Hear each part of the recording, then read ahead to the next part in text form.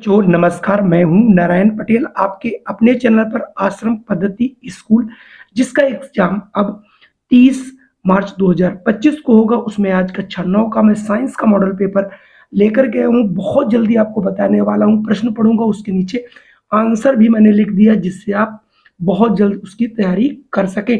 ये हमने सारे चैप्टर उन्हीं से लिए हैं जो आपकी क्लास 8 की बुक में है और इसी प्रकार के प्रश्न विगत कई वर्षों से पूछे जा रहे हैं। तो आइए शुरू करते हैं। कोशिका का सबसे बाहरी भाग क्या कहलाता है? इसको कहते हैं कोशिका झिल्ली, जो कि ऑप्शन बी वाला सही है।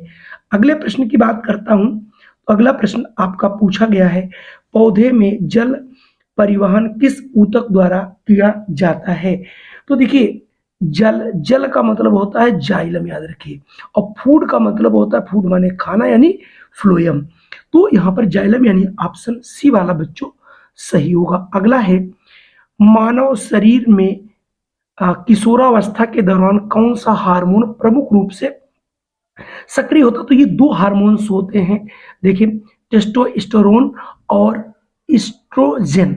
ठीक है, तो ऑप्शन सी आपका बिल्कुल सही है। आप वीडियो को रोक के देख भी सकते हो।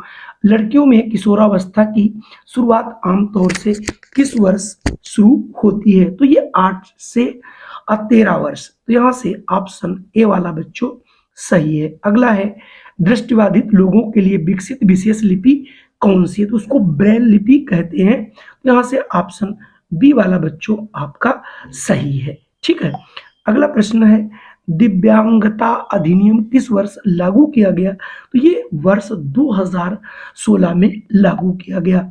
आप बढ़िया से प्रैक्टिस कर लीजिए, इसी प्रकार के प्रश्न पूछे जाएंगे।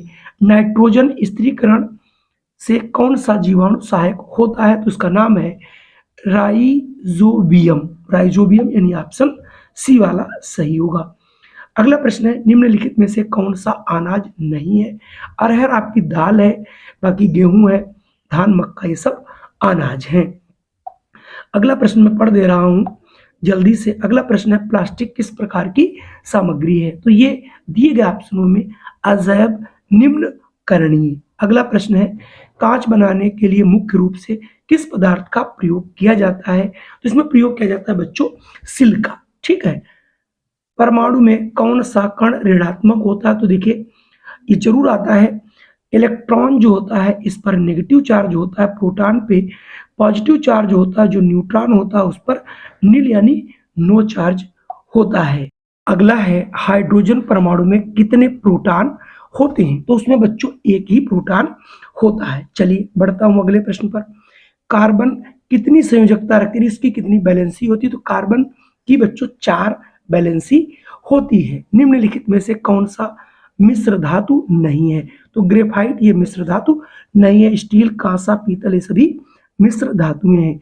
निम्नलिखित में से कौन गैर पारंपरिक ऊर्जा का स्रोत है? तो ये हो जाएगा आपका सौर ऊर्जा। अगला है, भूतापीय ऊर्जा किससे प्राप्त होती है? तो ये पृथ्वी के अंदरूनी भाग से। ठीक है, अगला है, दाब का एसआई मात्रक क्या है? इसको पास्कल बोलते हैं बच्चों, याद रखिएगा, पास्कल या फिर न्यूटन पर मीटर स्क्वायर भी होता है। जब बल की दिशा बदलती हो तो कौन सा नियम लागू होता है? इसमें न्यूटन का तृतीय नियम लगता है ना।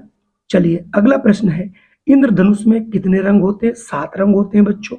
अगला है, समतल दर्पण में बनने वाला प्रतिबिंब कैसा होता है? ये आभासी और सीधा होता है। तो कुल मिला के इस प्रकार के ये 20 प्रश्न थे।